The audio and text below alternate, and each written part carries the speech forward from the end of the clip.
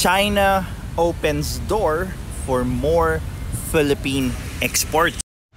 O diba, this is why you distance yourself doon sa alitan ng mga malalaking bansa and try to be friends with everyone up until such makaya mo nang depensahan yung sarili mo if ever one of those big countries gets aggressive.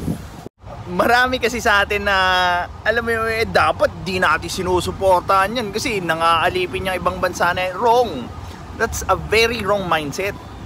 Kasi para kang bata na tumatanggi doon sa possible benefit na makuha mo by being friendly with those countries while making yourself stronger.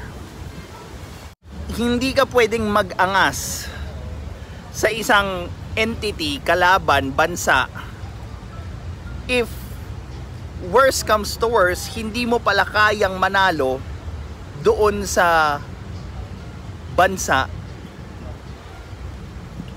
na ayaw mong makipagkaibigan.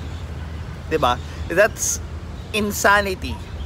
That's just pride doon sa sarili mo na kung saan hindi mo naman pala kayang manalo if worse comes to worse.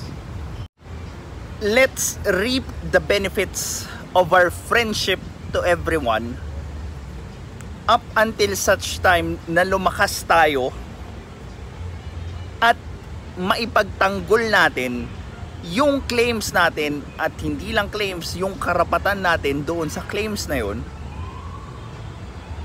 para hindi naman tayo umaasa na lang sa ibang bansa. Para hindi tayo nanlilimos ng tulong na ipagtanggol tayo ng ibang tao kasi nga kaya na natin.